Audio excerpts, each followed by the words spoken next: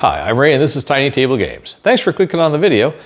Join me as I continue to play through all the games on my game shelf that you're in need of playing that I haven't gotten to yet. Today we're starting a new campaign game, Legends of Andor, a Cosmos game that came out in like 2013 in Germany and 2016 I think in the US, roughly. So it's an oldie but a goodie in that sense. It's new to me. It was new. I bought it in a used bookstore, but it was still all sealed up and new, so that's kind of cool. And it's kind of a well, it's in the spirit of Tainted Grail and all the other kind of campaign dudes on a map run around and save the universe D&D style games. But with slightly more fixed outcomes, I think, maybe. But in any case, let's get to it. So here's kind of what the game looks like. You got the 4-player boards who have different quantities of dice and tokens based on whatever their abilities are. Kind of a tracker thing that's built into the main board. The narration, little narration cards. The turn tracker up there. And a big old map with all kinds of stuff on. So the game comes with legends cards, and there's like 5 different legends in there, aka kind of campaign stories or modules, if you will. As you can see, it consists of 12 cards, and so there they all are. And the first one tells you roughly how to start going, generally. But in this case, for the first one, the starter pack, starter rules just say, okay, put the cleverly named Thorin, aka the fighter or warrior, has to start out in space 25, and the wizard starts out way up there on the North Shore. Chada the archer starts out there in the woods, and the dwarf here starts off down there. And from there, you just kind of go with what it tells you to do. And the instructions are big on saying that, oh yeah, just go with it, and the game will teach you what you need to do as you do it.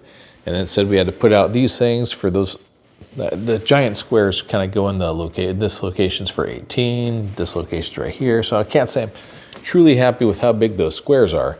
They don't fit on the map excellently, but it's better than nothing. In the game, there's basically 2 sections where you move and can do an action. And you can spend as much, unlike some games, like Games Workshop ones where it's move, act to next guy, move, act, next person, so on and so forth. In this one, it's about how much time you want to spend, which is kind of an interesting way of doing that, and certainly a bit different than the standard tactical format for most adventure games. In this one, it's how much time you want to spend doing a thing. So every player has a time token, and when you choose to move between, let's say, this section and this section, well, that costs you 1 hour.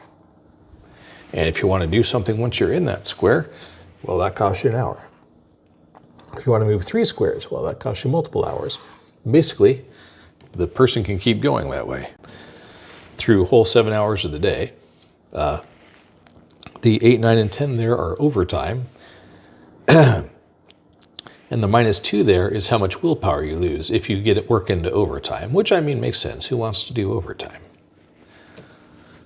But that is the metric by which you control the number of actions a character has in a day. And then when you're done with your actions for the day, you can return your token back up to the top, or you can pause where you're at, let other people do something, and then take another action. But whenever you're done, you return back to the top. And the first one back to the top gets to act first on the next day. Each adventure is supposed to take roughly a week, according to the rules, but we'll see how that actually works in practice. But generally, whatever you want to do, whether you fight something, whether you move to another square, whether you encounter one of the tokens, that's an hour. Keeping it straightforward. And how much willpower you have matters. Everybody starts with 7 willpower and 1 strength. It did not further identify why that matters or how that accounts yet in the initial thing. In initial instructions, it just says, here, set it up and play like that. And so we're going to talk it through, playing it as it says.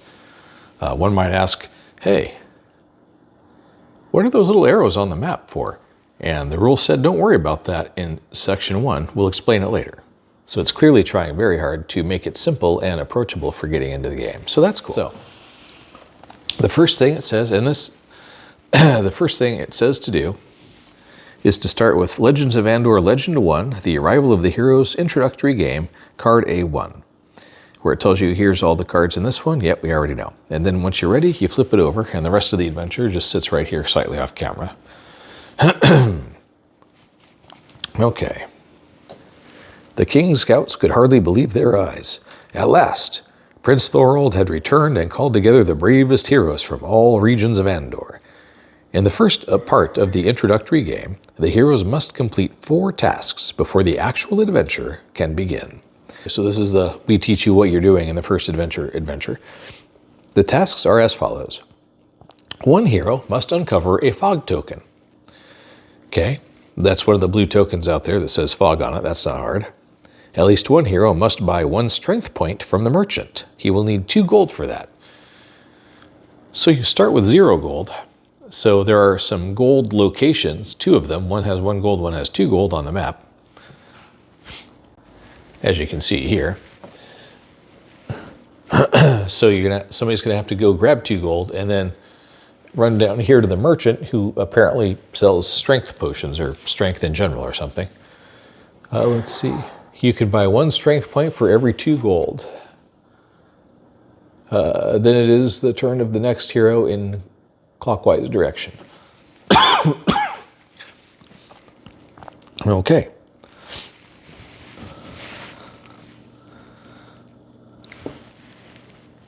Let's see, item 3 is 1 hero must empty the well, and item 4 is a hero must end his move on the castle. All tasks will be completed when the heroes have ended their moves on the respective spaces. Gotcha. The hero with the lowest rank goes first and places his time marker on the Sunrises box rooster to show that he will begin the next day. So levels are a little weird in this game. They come pretty much pre-assigned. For example, Chada, Archer from the Watchful Woods, starts at rank 25. So, okay. Then, again, the willpower, notice, dictates if you're in 0 to 6 willpower, you get 3 dice to work with if you're Chada. Or if you're 7 to 13, well, you've got 4 dice. And if you're 14 to 20, you get all 5 of the dice. On the other hand, if you're the wizard, you always get 1 dice. So it just depends very much on the character. But these are there's a couple extra, well, there's actually 4 extra characters that came in the box with like an expansion pack, but these are the starting 4 that came with the original game. And they suggest you play these first. So the alarmingly named Bait, who is the dwarf, unfortunate, is the first player based on being the lowest rank, which hence I guess the name Bait. So Bait, I believe, will head towards the gold and the merchant because she's pretty close to that. So 1, and the bridge doesn't count as a space, interestingly, because they're all numbered 39 to 38 in this case. 2, 3, 4.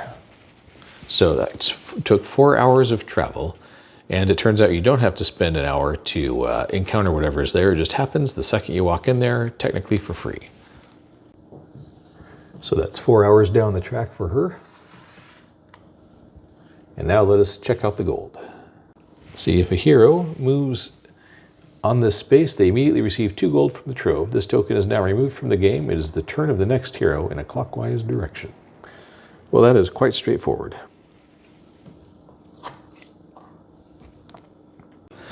Okay, with Bait's move over, it is now Thorn's turn to go, aka the Blue Warrior.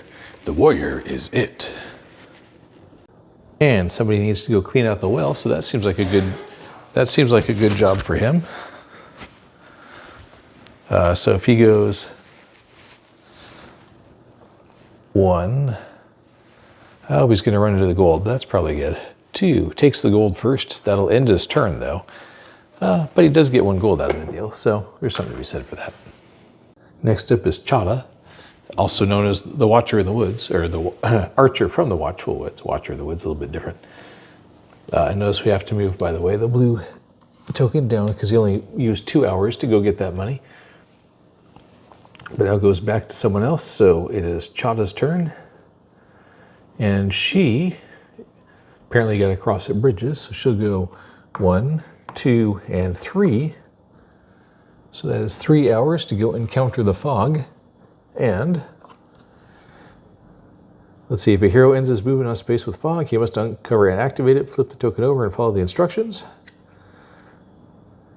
You get 2 willpower points. This token is now removed from the game. Well, that's cool. So Chada picks up 2 willpower points. She was on 7 before the cat kicked it, so now she's up to 9. Okay, that tells me that we should probably check out the rest of the fog before we actually wrap this thing up. So it is now on to Lafardis, I guess, the wizard, to do something, and I think we're going to send him into the fog as well, especially since he's all of 1 space away. So 1. He uses 1 whole hour, and you gain 1 strength point. This token is now removed from the game. Huh, all right. Well, those are randomly distributed, so it's kind of ironic that the wizard picked up a strength point, but hey, that's cool. Now we're back to Bait, the dwarf, who has to, she's got time to go 1 more space to get to the merchant, because remember she picked up that gold last time. Let's see if a hero moves his into space merchant by 1 strength for every 2 gold. Well, she's got 2 gold. Oh, you don't have to get rid of this. It just stays there.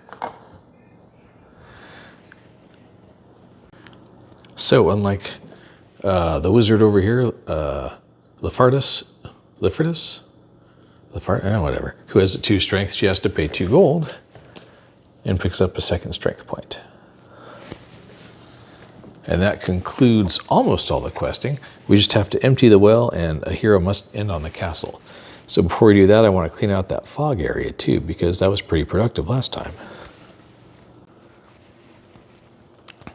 So the real question is, the well says that if you end your space into your turn there, you can get 3 willpower, which seems really useful, especially for the warrior who has so many hit points, or so many hit dice to use, or whatever they call it, combat dice, I guess.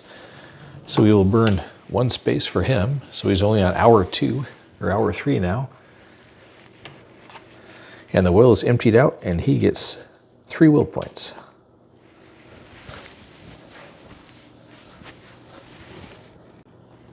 So that brings him up to 11. So he's almost up to using 4 dice, which is pretty awesome. And now Chada can use 1 more hour to move 1 more space to encounter the fog again. And this time, she picks up a gold.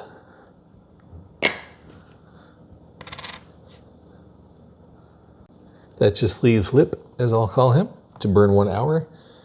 To go 1, I guess he's got to go in here, 2, 3, 4. So he's got to actually burn more than that.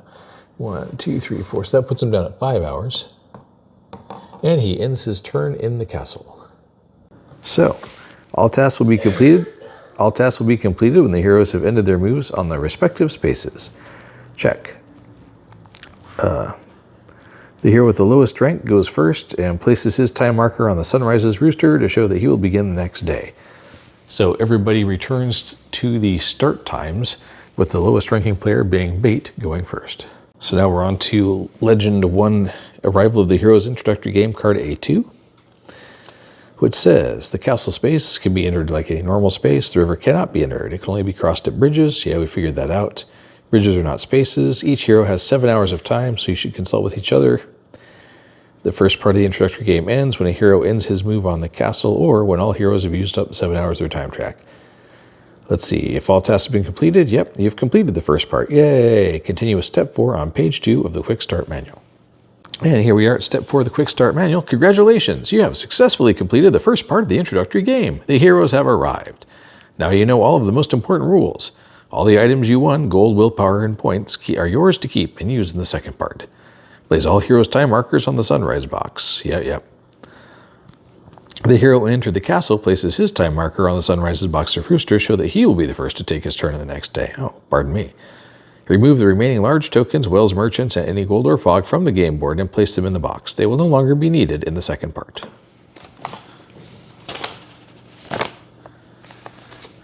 And then apparently, there's a lot of setup to do in step 5. So let's get to that. So at the end of all that prep, we now have all these little monster tokens ready. That little scroll thing and an X for some reason, they said be ready. These cards here,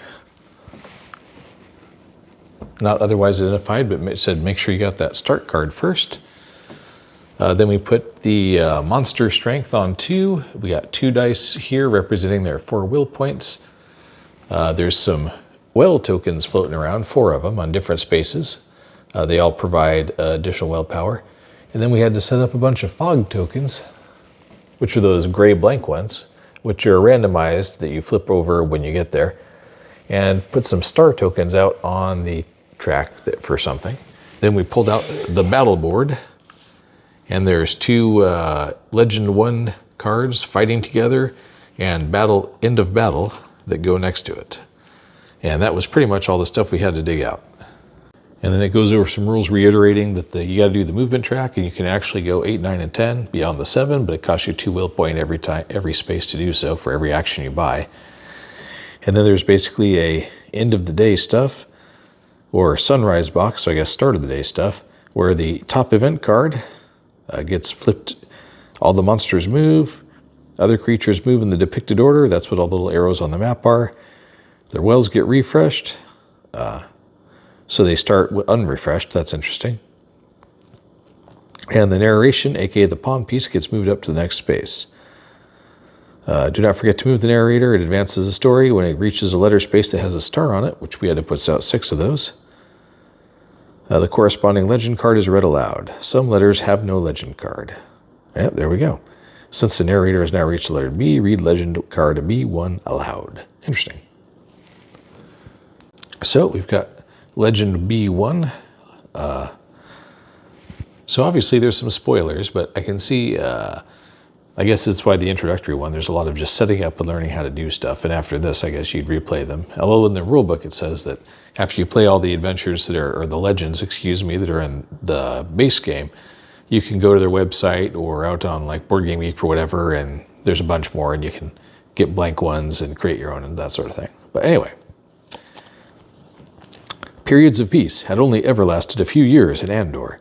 The great King Brandor was worried, and had sent his son, Prince Thorald, to ask for help in all parts of the land. This legend begins on a foggy morning as the first hero reaches Reitberg Castle. Each hero now gets to add 1 strength point. 4 gold will be divided among the group however you like. Oh, okay. Just decide amongst yourselves who gets how much. A hero is standing on a space with a merchant, 1857-71, can buy extra strength for 2 gold each. That cannot be done when just passing through the space, however. A hero may complete the purchase even if it is not their turn. Spaces with creatures in them can be entered and passed through without any danger. Only heroes can start a battle, never the creatures. Well, that's interesting. The hero's task is defeat the creatures before they reach the castle. Uh-oh. Now continue on to B2. Well, first, 1 strength point for everybody and 4 gold divided up. Let's see, Bait already had 1 plus strength. Now she's at 3 strength. Thorn goes to 2. Ironically, the wizard goes to strength 3 also, because he's muscle that way. And Chada goes up to 2. All right. Now passing out 4 gold. I think we'll definitely give an extra 1 to Cha, because she already has 1. 1 to Thorn, because he already has 1. That way they can buy more strength. And then we'll probably give the other 2. Should we just do 1 and 1? Maybe we'll just do 1 and 1. The only difference is Bait's already standing there in one of those spots, and it said she could just buy it. So we shall give her the other 2 so she can buy yet another strength per that.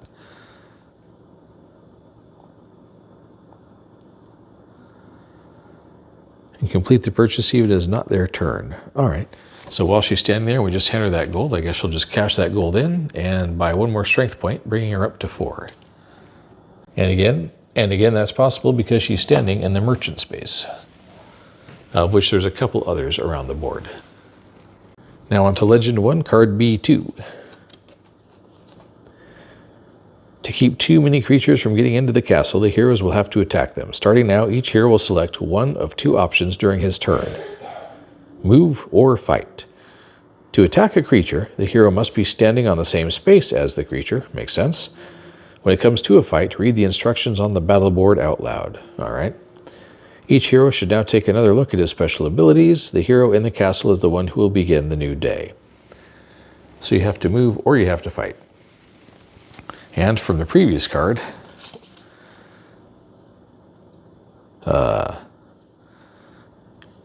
spaces that have creatures in them you can pass through without any trouble. Only the heroes can start a battle. So presumably the individual spaces are quite large is the reasoning there, which does make sense. And note, the hero in the castle starts today. It doesn't say to pull another legend card, so we don't.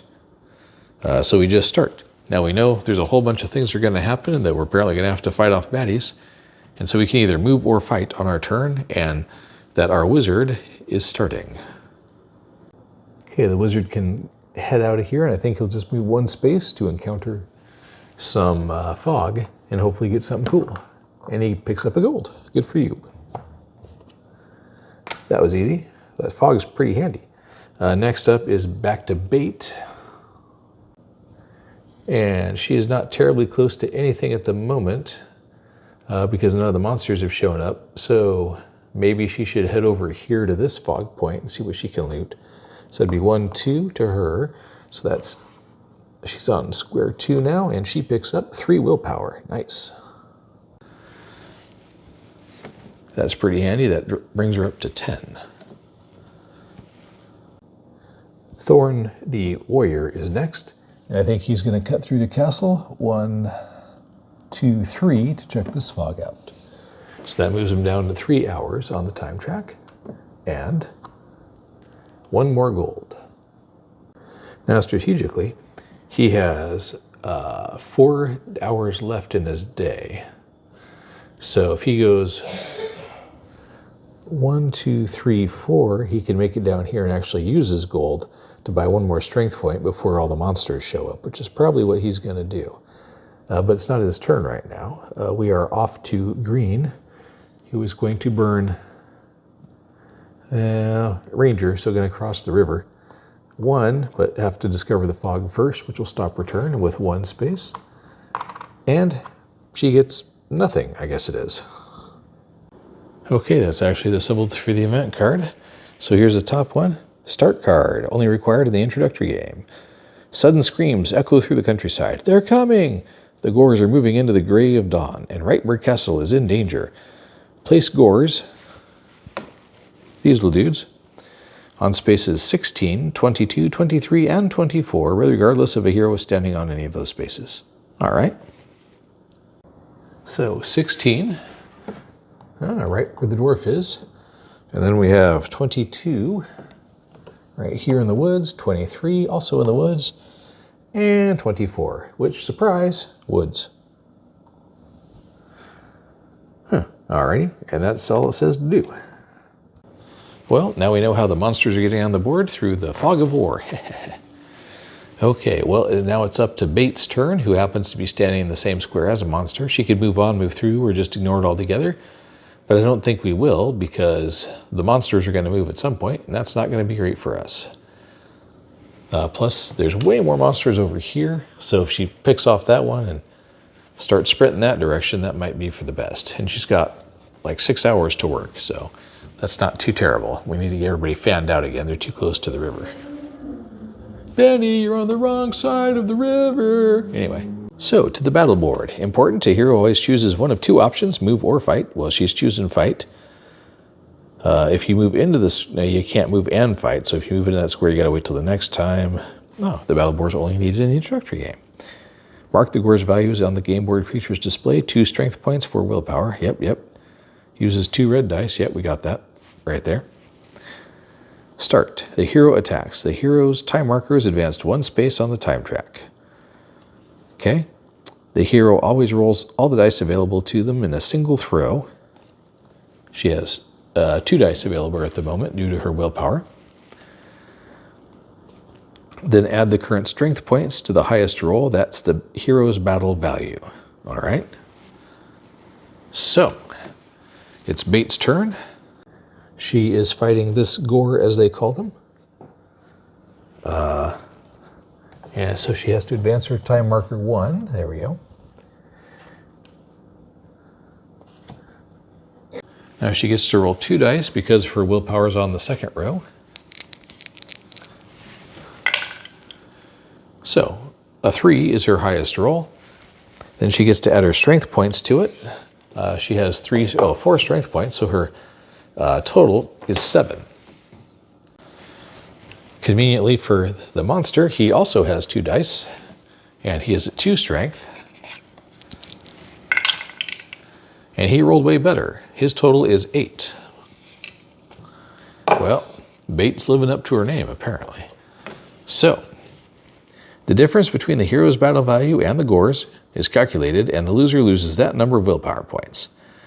So either the hero loses willpower points and moves his wooden disc a corresponding number of spaces back, or the gore does. Ah, I see. If there's a draw, nothing happens. The battle immediately continues with the next battle round, except the gore has no willpower left if it ends, if the hero has no willpower points left, if the hero has no hours left on the time track, or the hero breaks off the battle after the gore respawns. I see. Then continue reading the end of battle card. I see. Well, that's kind of a handy way of learning it. So she loses 1 willpower point. The goal is to get rid of all these guys, so she's going to fight again.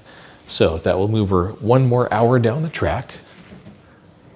So now she's at hour 4 of 7. She gets to roll her 2 yellow wooden dice again. This time she has a 10. That is completely unbeatable by the gore because his maximum value is an 8. So he loses 1 willpower point. And she can either run away or fight again, and I think she's going to fight again. And wow, this is going to take more time than I thought to beat these guys. So, another hour spent fighting. Another roll.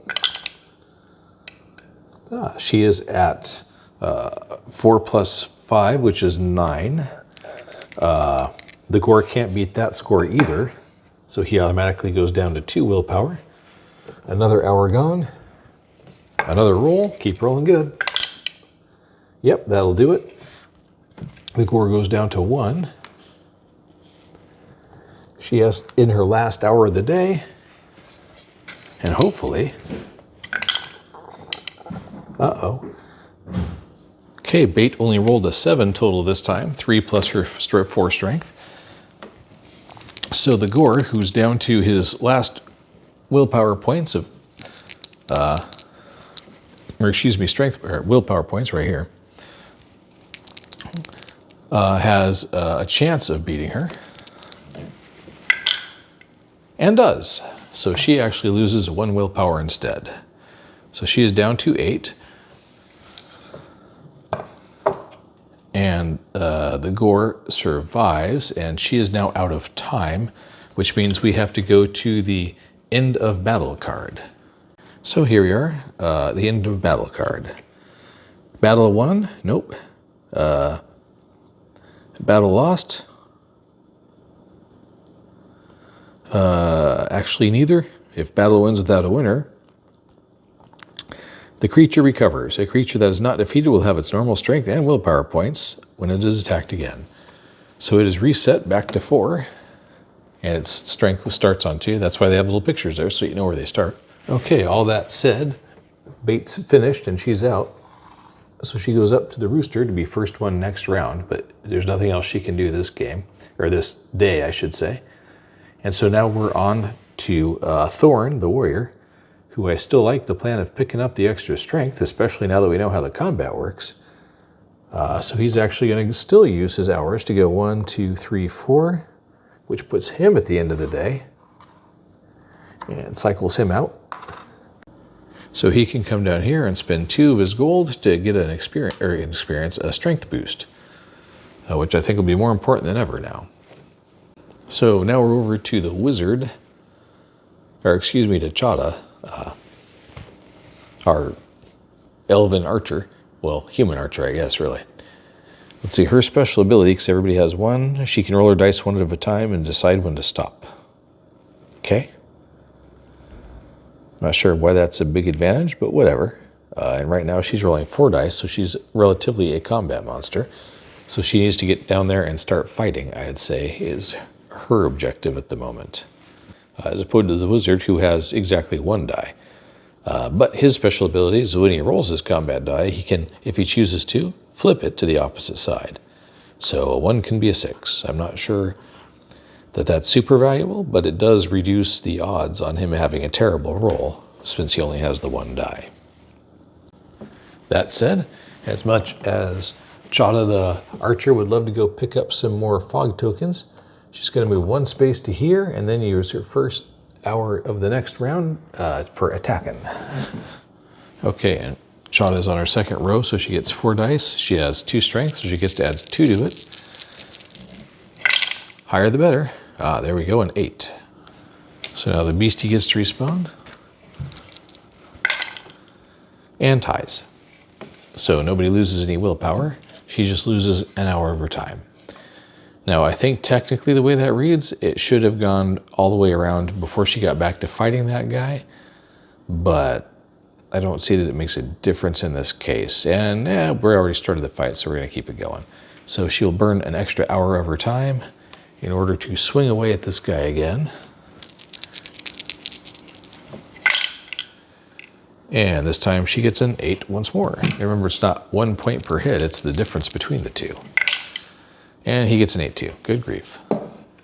So it seems like she should continue fighting, so she'll burn another hour. And here we go.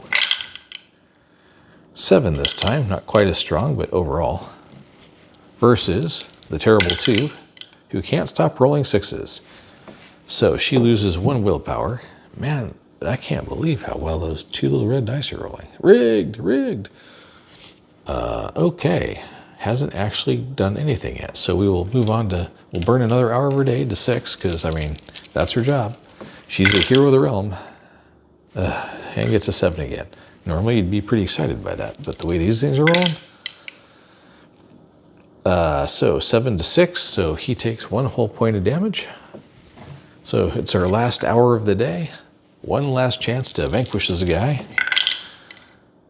7 once more. And he gets 7. Tie score. So those were the last 2 of her day. So her day is done, which is crazy. And the only person with anything left to do is the wizard.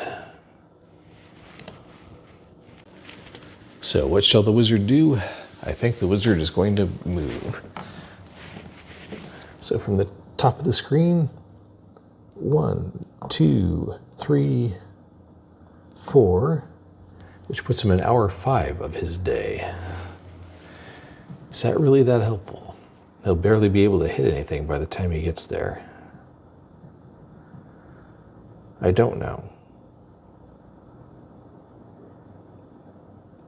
I don't know if that'll be helpful at all.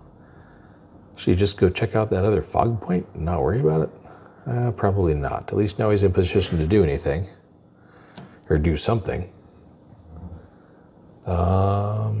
He could go wait by that well for the morning. That might be better. Maybe he'll do that, because at the end of the day, the well's refreshed and he can pick up some willpower. So maybe he'll do that and just go hang out there. Might say, how do you know what to do at the end of the day? Well, first you do an event card, then you move the monsters in that order, then you refresh the wells, and then you move the legend tracker. So the little icons pretty much tell you everything you need to know. So first we draw the event card. And read it right side up. The heroes replenish their water supplies at the river. Each hero who is standing on a space bordering a river gets a wineskin. Oh, well, that's nice. Archer and Bait, who are both in that next to that river thing fighting the gore, will both get a wineskin. So this is a wineskin token, full, half empty, and each use of it, you flip it from full to half empty, and you can use it again to go to 0. And it allows you to move 1 space without having to advance the time. So apparently time flies when you're drinking wine. Or it doesn't, I suppose. In any case, the dwarf gets 1, which goes in one of her equipment slots, as does the archer. So there's some movement rules for the monsters. Whatever space it's on, with the smallest number, goes first. They move to the adjacent space with the little arrow points, so it's not numerically down, it's wherever the arrow points. Only one creature is allowed to stand on a space at a time. If it's already occupied, they must leapfrog with an arrow, or must immediately move to the space with an arrow pointing to it and adjacent to the occupied space. So walking away from their injuries, the arrow says he's going to 13, so he's up to here now. Over here, 22 is hopping to 19. 23 can't go to 19, so like I said, it bounces all the way up to 3 hopfrog style, or leapfrog style, hopscotch maybe. And then 24 hops to 21, which is bad. They're all much closer to the city now. That little leapfrog thing is not helpful. Okay, then the whales refresh unless the hero is standing there, which is an important rule. So the wizard would stop just short of the whale to let it refresh. An important point, if the warrior goes to a whale, he actually gets 5 willpower points out of it rather than 3, like everybody else gets. So at least that's a place to go run and recover hit points effectively, aka willpower. So that takes us up to letter C, which also has a card. And here it is. The creatures are trying to storm the castle. When a creature enters the castle, it is immediately placed on a golden shield next to the castle. The legend is lost when there are no unoccupied shields left. That's bad.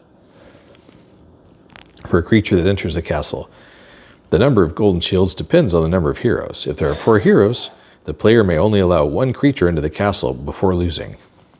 Even though the heroes are all of different origins, they quickly realize they can only stop the creatures if they work together. If 2 or more heroes are standing on a single space with a creature, they can fight together.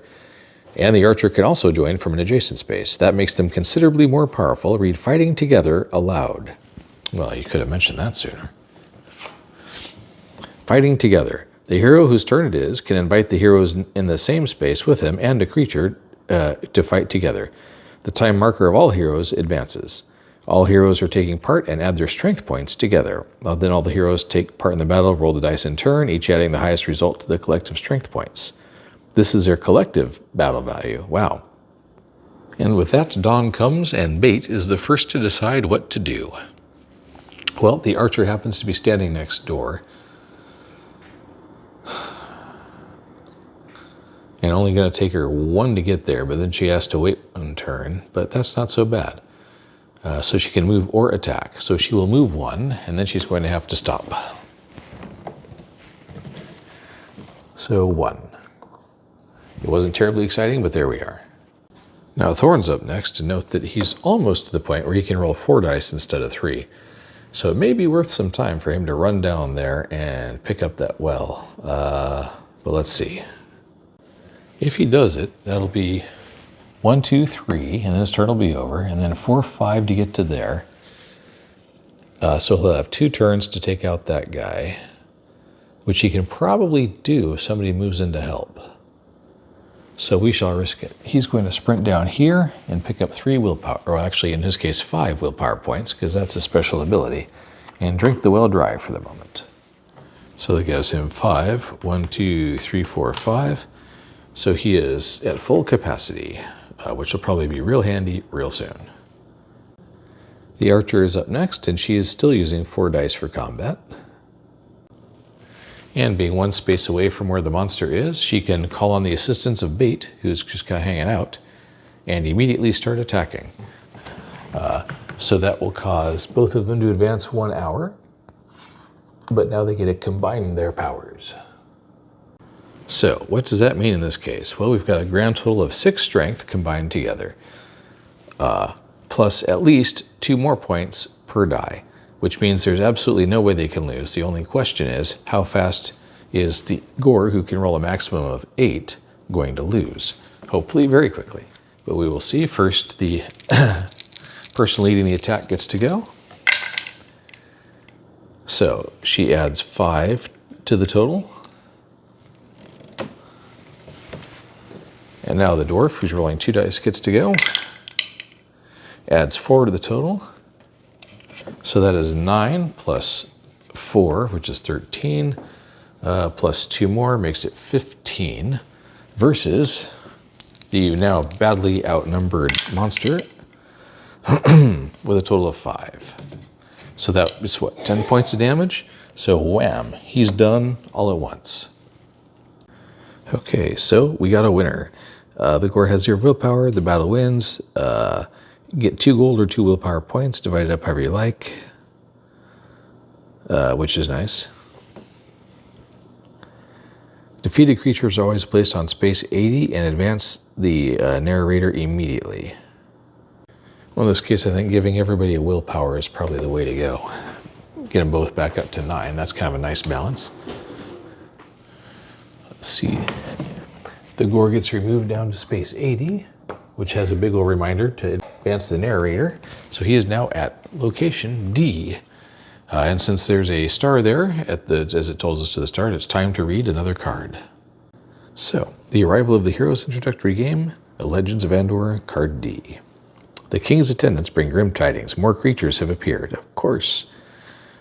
Placed new gores on spaces 8 and 15, 48 and 53, and 43. Excuse me. If one of the spaces is already occupied, the new creature is placed on the space with an arrow pointing to the next space. Yeah. They can never activate a fog or a will token. Okay. So let's get to it. So, that's 15. Whoops, wrong dude. That's a big dude. We don't want him out there. 15 and 8. That's not great. They're like 2 steps away from the frickin' place. Great. Let's see, 48 and 53.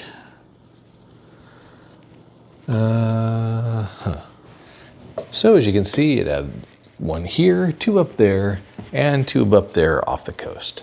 So we need to get everybody back to the castle and not worry too much about those guys just now. Okay, it's now over to Lefardus? We'll call it Lefardus. Or just Lif. And he, standing in the city as he is, I really wanted him to hit that well. But it doesn't really matter that much for him just yet, so we're going to bypass that. This guy is 1-2 spaces away, this guy is 1-2 spaces away, and this guy is 1 space away because he'll leapfrog this guy. So we need to go 1-2 and be prepared to fight him. And because we got to get rid of that guy to avoid somebody leapfrogging in. Because he'll go to there, he'll go to there, he'll go to there, so there won't be any leapfrogging on this side yet. So that takes us back to our dwarf. Let's see, if she uses her wineskin, there's 1 space, and uses her wineskin again, that's another space. Goodbye wineskin, but it was well worth it. And now she can't quite get to him, so she'll have to move 1 space. That'll actually cost her an hour to get up here. And now on the wizard's turn, they'll be able to fight together. Brings us down to the warrior. The warrior is it. And Thorn is going to move up here. 1, 2, 3. And he'll get 1 shot at that guy before he's out of time. Chada is also going to use her wineskin both times to travel 2 spaces. 1, 2. And she can attack number 3 here from there, or she can combine with, well, he's in 19, so it doesn't matter. She has to get 1 more space to get there. So she will attack right from there with number 3 for her first action. But she's got 4 dice and 2 strength, so that's a 6. To the creatures, probably higher than that, 7. So she loses 1 willpower. Well, you'd think eventually she'd get something good. Or she could roll probabilistically terribly. So that's a grand total of 4 to the, oh boy. So she loses 4 willpower. 1, 2, 3, 4. Youch. Okay, well, she's done. I'll Although, can he even attack back from there? I don't think he can. Let me check the rules. That's a flaw on my part. She can actually be touched because she has a bow and he does not. So she actually gets 5 willpower back. So it is now hour 3 going on hour 4. Finally, she gets an 8. We really need to get her some more strength. To the creatures, 6. So he loses 2. Hour 5. And she'll shoot again. And she'll hit again with an 8. And it responds with an 8. Mumble, mumble. Okay, hour 6.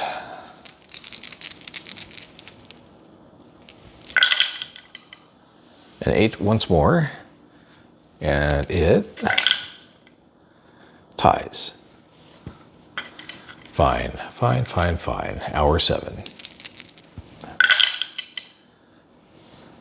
7 at 7 versus a 7. Good grief. Well, because she was not actually wounded, she's going to push into hour 8 and burn 2 will.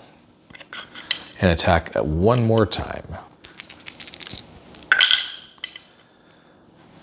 Got an 8 versus not an 8. And finally, he is defeated. So that removes him from the map. She picks up 2 gold or 2 willpower or a combination of both, and she's going to go with the 2 gold. And this one is deleted from the map. Get out of there.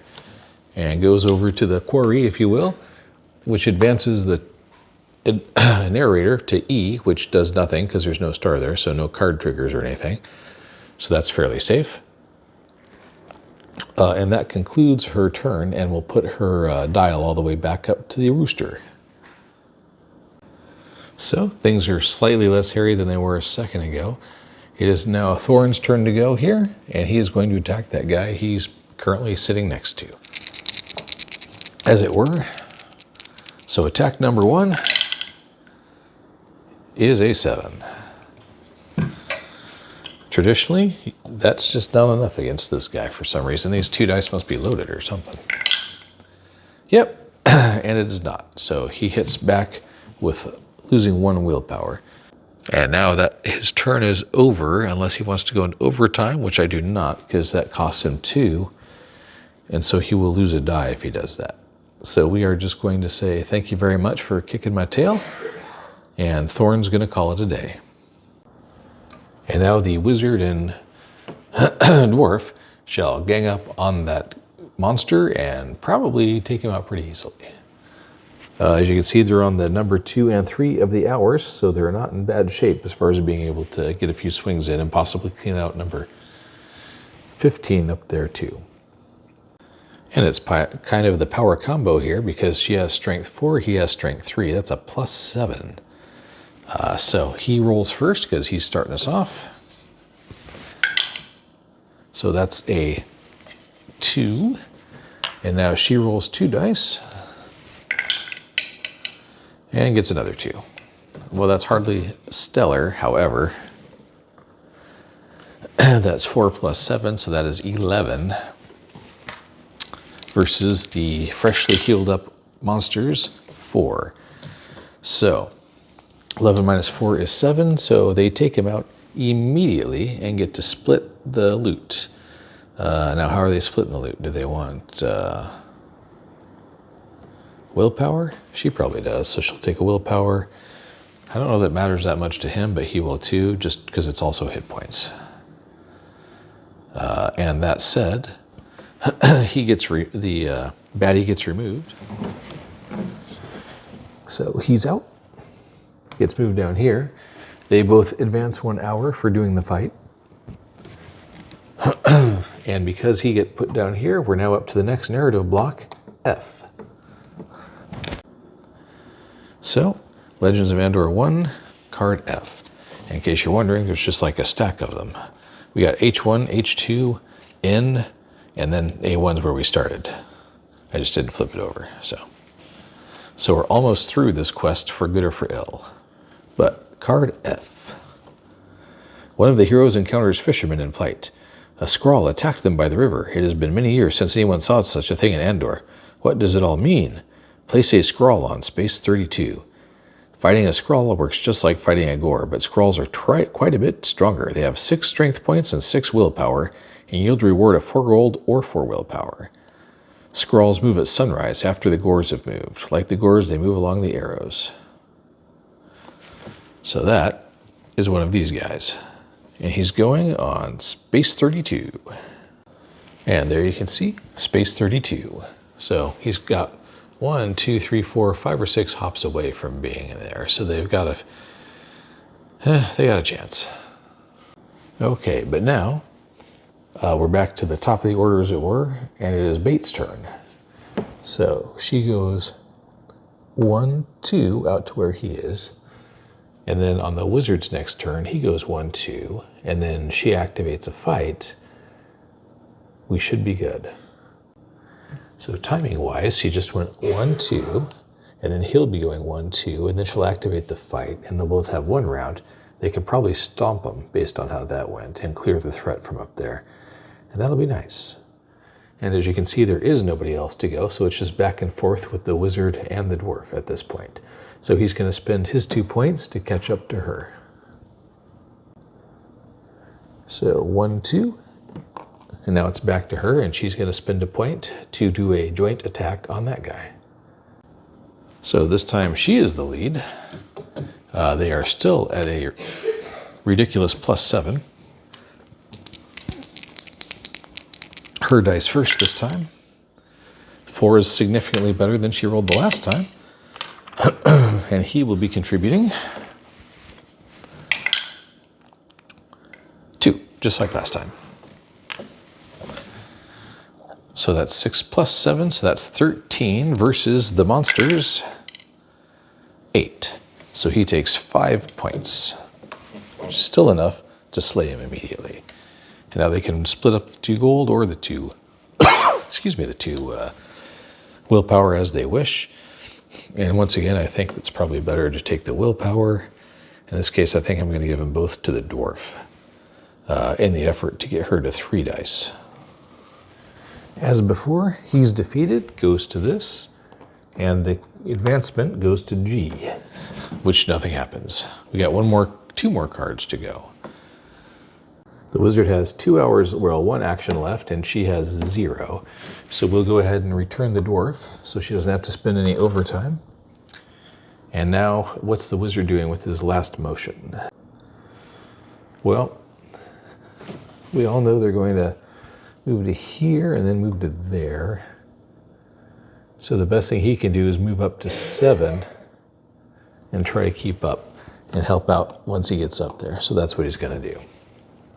First thing that happens is we get a new card, and this one's creepy looking. It's got tentacles on it. Don't know why. Toxic vapors rise up from the bubbling waters. The group loses willpower points. For 4 heroes, you lose a total of 5 willpower.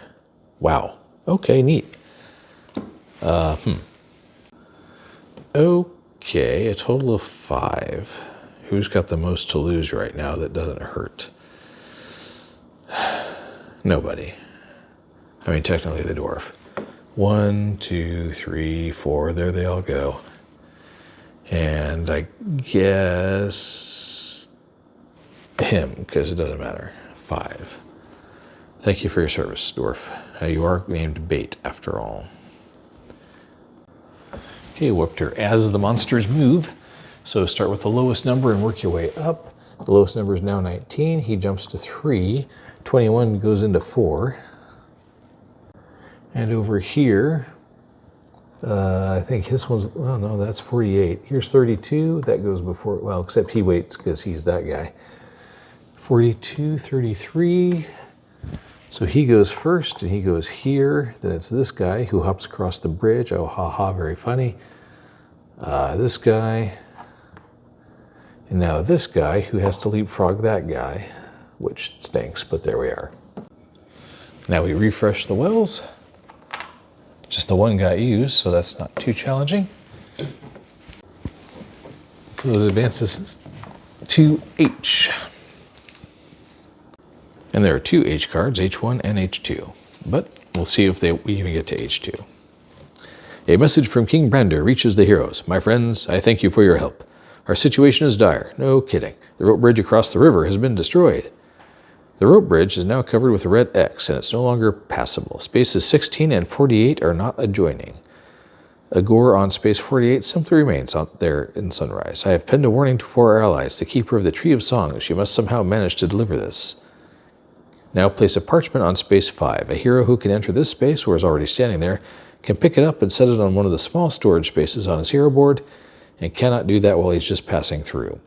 The parchment must be delivered to the Tree of Songs, space 57, before the narrator can reach space N of the legend track. If the parchment is on space 57, the legend ends prematurely, and the narrator is immediately advanced to the letter N. Ah, interesting. So now it's a race to try and get the letter all the way over to space 57 before 1, 2, 3, 4, 5 days go by.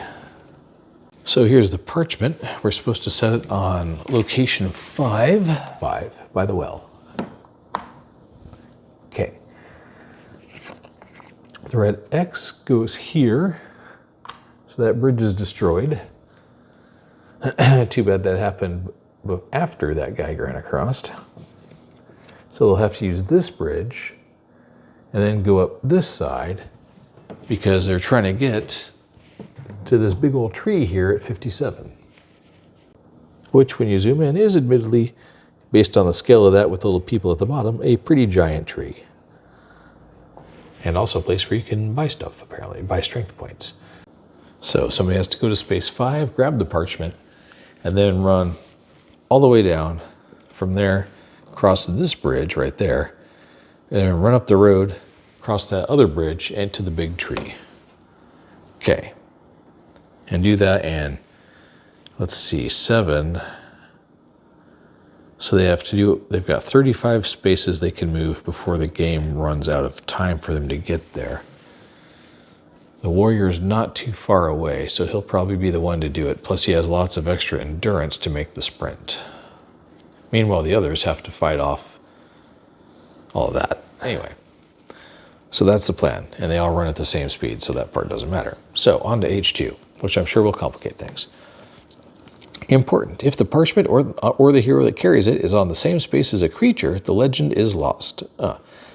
This happens if the hero is just trying to pass through the space with a creature on it while carrying the parchment also. The king concluded his letter with a warning. I fear the creatures will try to capture the letter. And place gores on 19, 36, 56, and scrawls on 54 and 64. The parchment bearer must take care not to remain standing on a space to which a creature will move at sunrise.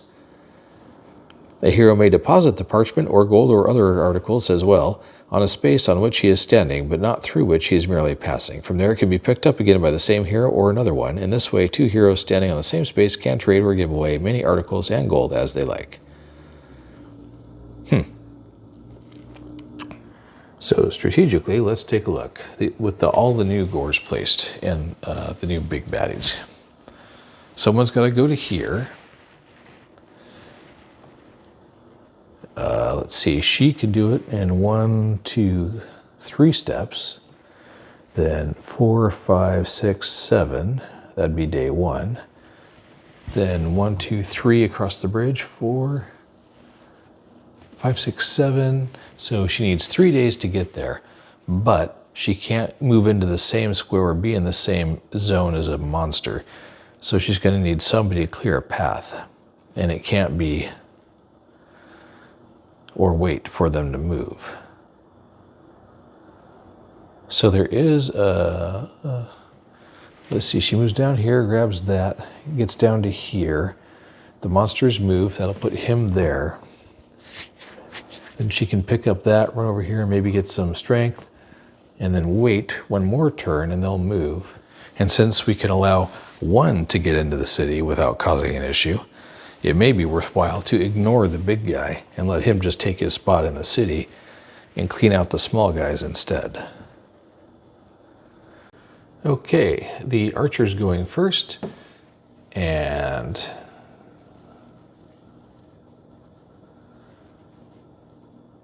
she is going to, brother, it's a mess all the way around.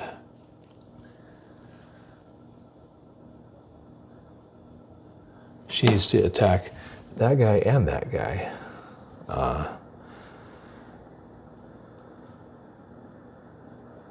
It's really not great. So she's going to move to here, and that will be her turn. And then it's the warrior who is going to go 1, 2 to here. And that's the last thing he can do at the moment. Now it's over to the dwarf, who is going to go 1, 2, 3, stop here, pick this up, and give herself a refreshing 3 stamina. So 1, 2, 3, and now she has the letter. Ba-da-dun-da-da-da, ba-da-dun-da-da-da. And that cost her 3 movement. So she's done for that turn. Now we got the wizard.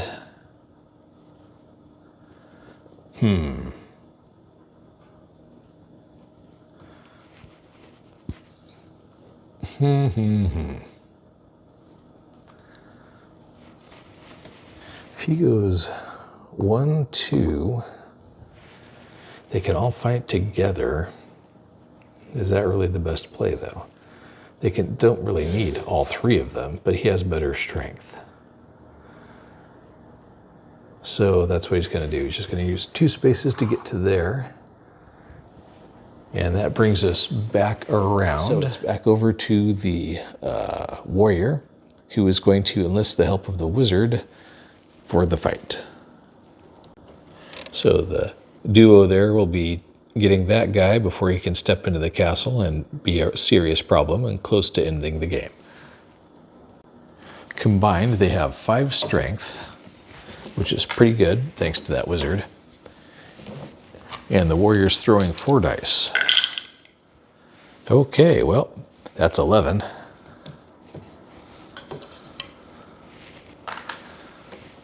With a 12, even if he rolls a 6, 8, yeah, that's real unlikely. Yep, he automatically dies. So that goes to 0.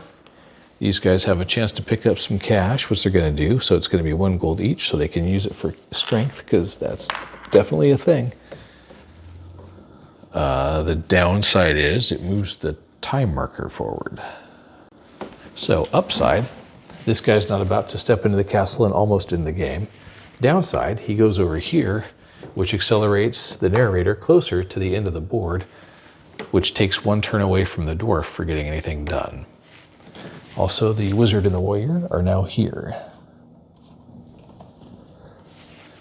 Okay, that was the warrior's turn. Now it's the dwarf, and she is going to sprint, basically.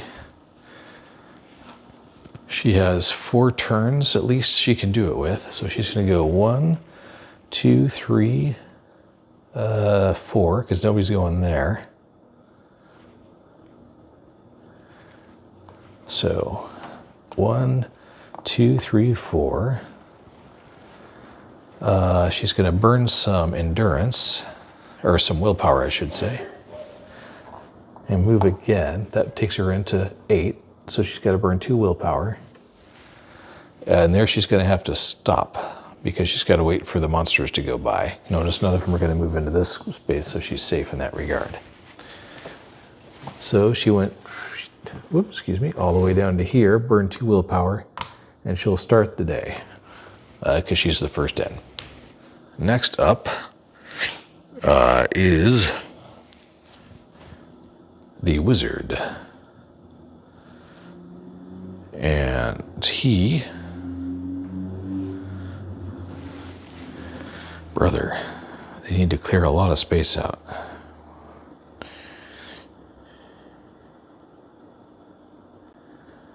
If he moves there, he will move to there for 1 point and then pause. And now it's back around to the archer, who will declare a joint attack. Kind of has to, because we don't have enough turns otherwise. So the archer and the wizard will both spend 1 hour attacking this guy to get rid of him. Because as you can see, if they don't, there's actually one line there. He is 2 turns away from ending it, and the dwarf needs more turns than that. Okay, collective strength of 5, which is a lot better than average for the archer. And she's rolling first. So that is 11. So almost anything, and the wizard will guarantee that that thing dies. So that makes it a 12. So there's a slight chance. But he doesn't get it, so it dies immediately. They can choose endurance or gold. They may both need endurance at this point, because they're probably going to have to burn some.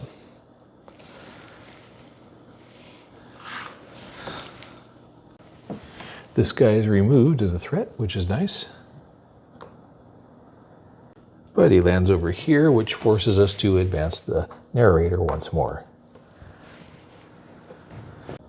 So here's an interesting piece of the time puzzle. It is now the warrior's turn. He and the archer together have the most available time left to do anything. The dwarf is going to just have to drop that satchel on the ground and leave it there, because she can't do anything else. And she starts first next turn, which is not going to be ideal because there's going to be monsters standing right there. So she drops it right here. Can anybody else do anything with it? Yes and no. Somebody has to hop across the bridge and fight that thing. So can the warrior get there before time runs out? Not really. It's going to be up to the archer.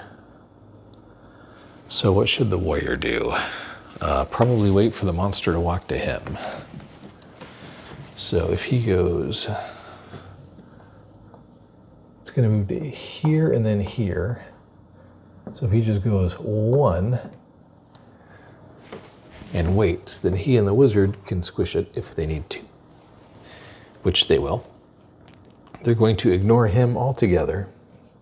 You can ignore him altogether.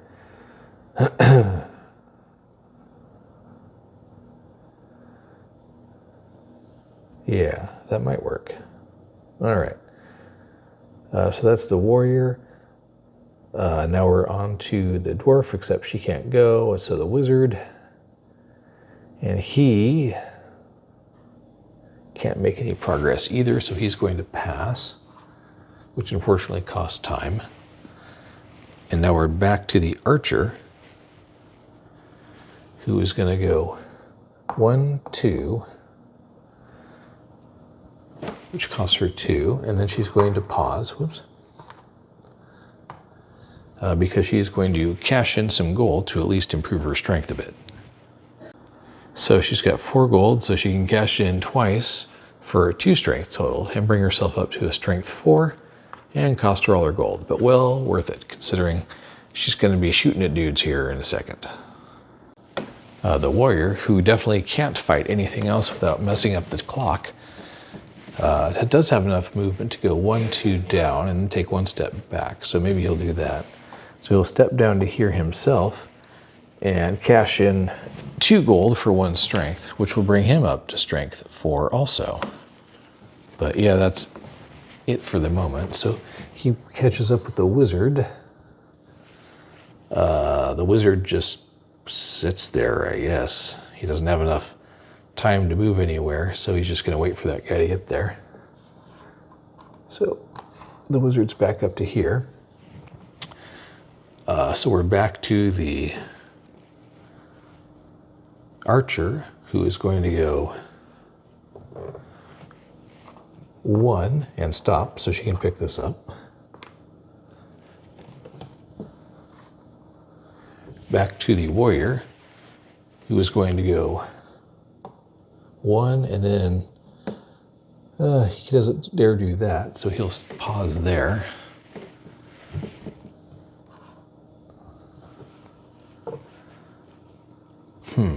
Is that even the best use of his time?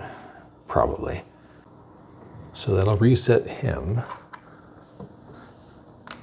Oop. That just leaves the one turn left of the archer.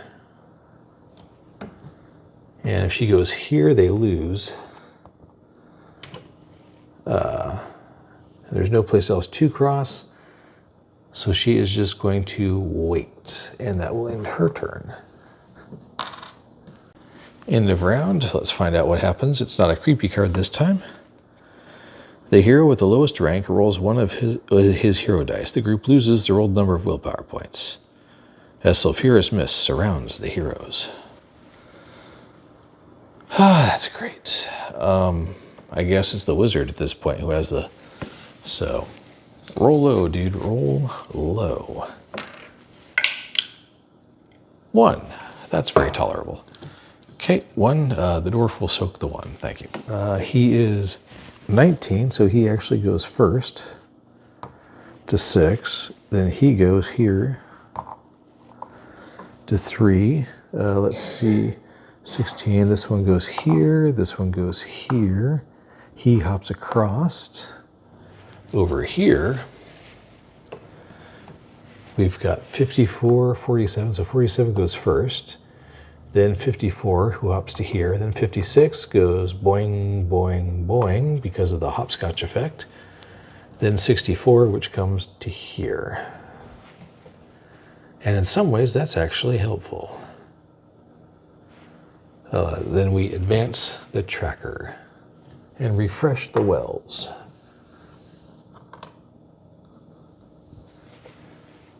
Phew, and dawn emerges. Okay, now the dwarf's kicking things off. So the dwarf is going to move here into that space with that dude. And that's her first motion, and she has to stop there. The next person to go is the wizard, technically. Although it's kind of a tie after that, as far as rank goes. So ideally, I think instead we will have the archer go. And she's going to initiate an attack with the dwarf, so that will advance them both 1 space. So, they both have strength 4, which makes it an 8. It has 4, so if it rolls a 6, at best it can make a 10. Or excuse me, an 8 with its 2 strength. So they still need to roll, but it's getting a lot easier. She's still rolling 4 dice as the archer, and she's leading the attack. Not well, though. So we'll call that a 3. And the dwarf with 2. Ay, ay, ay. So that's 4 plus 8, that's 11.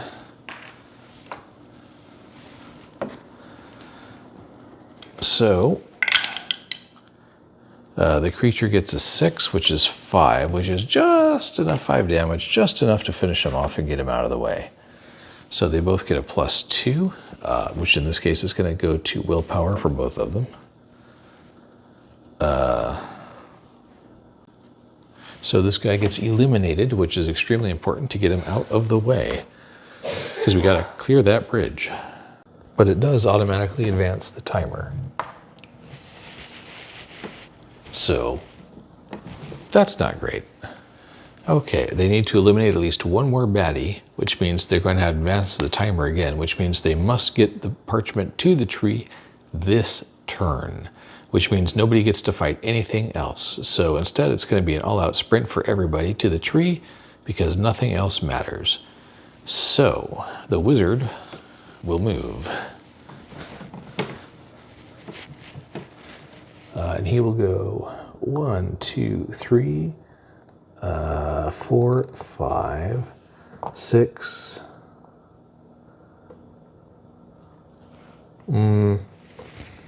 Well, 7, I guess.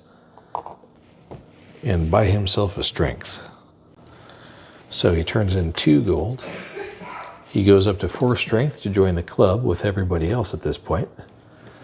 And he's down 7 on the track, which is irrelevant. He'll probably have to burn some endurance, so he is not turning in for the day. But that is the end of his action. Next up is the warrior, who's going to do roughly the same thing. So, he doesn't have any money to burn. But you see, they need to take this out, or they can't get past to get around the corner to the big tree. If they try to take this one out, they'll have to take this one out, and the game ends. So, 1, 2, 3, 4, 5, 6, 7. And while he is there, he will cash in this well and max out his stamina, or his endurance, or whatever, willpower points to 20.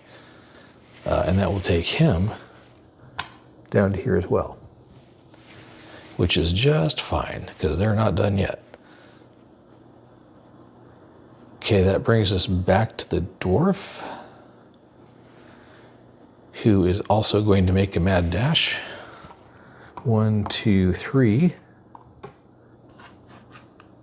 And she has to stop there. Well, she doesn't, but she's going to. Because remember, this is the big guy who's much tougher than the other ones. So stacking the fight is not a terrible choice. Now we're over to the archer, who's going to go 1, 2, 3 and stop there. Now we're back to wizard,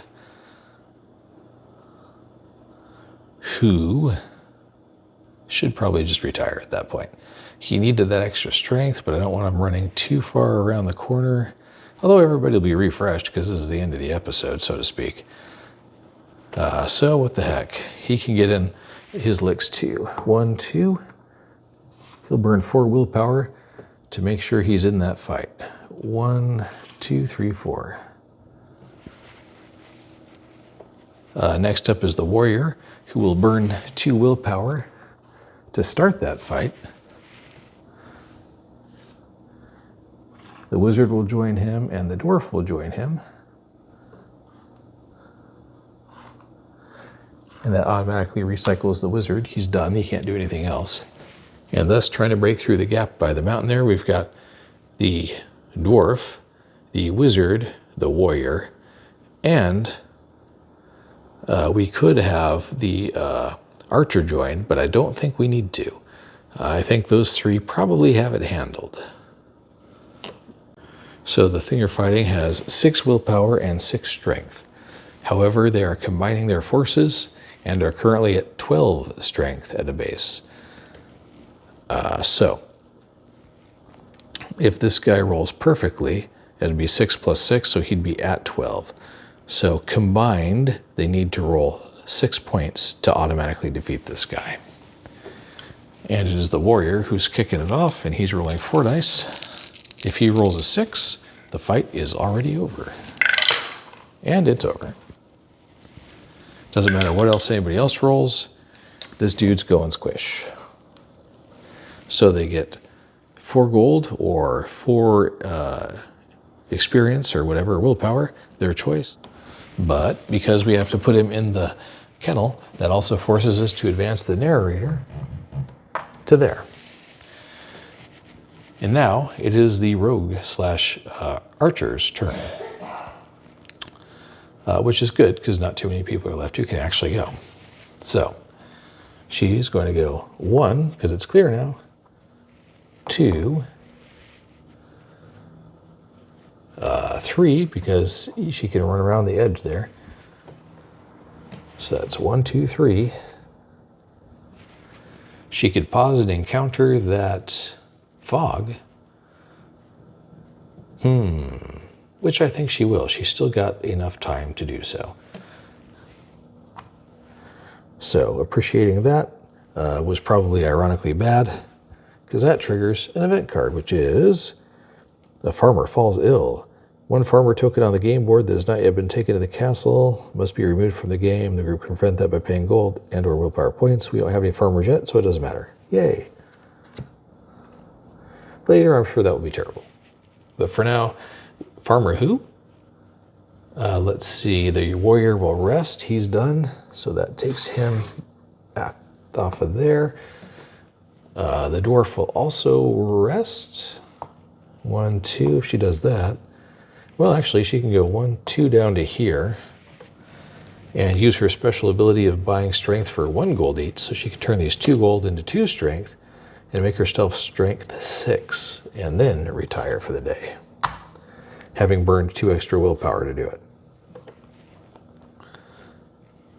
Which brings us back to the archer who burns 2 willpower to push herself into the tree with the parchment, which activates that to section N and the end of the game. And here we are, N. The legend ended well if the parchment was brought to space 57 and the castle was defended.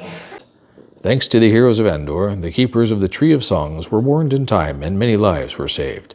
New hope was kindled in the hearts of the people. But as any student of the history of Andor can attest, this was just the beginning. The heroes were to encounter great challenges again in their very next adventure. And it says, hey, if you want to play the next one, then you got to clean all this up and reset it for the next game. So there you have it. That's Legends of Andor, the how to play / first legend. That was pretty cool if you ask me. There was more movement and puzzle timing than I expected towards the end. That keeps it pretty entertaining. It's not just a pub crawl / smash everybody or a Gloomhaven thing or Tainted Grail where you're frankly wandering around trying to hope you stumble in the right direction before you run out of ability to move. So yeah, I like that it's a bit more puzzly and a little less, oh my gosh, hope that works out ishness. Tough luck to that farmer that nobody knew at the end there. But nonetheless, the heroes were victorious and saved the day for today. Hopefully you enjoyed this. I'm Ray, this is TinyTableGames. I thought it was pretty fun. I plan to play on and do the next legend and see how that plays out. There's 4 or 5 more total. As long as they continue to be fun, I'll keep doing them. I'm Ray, this is TinyTableGames, and I'll see you next time.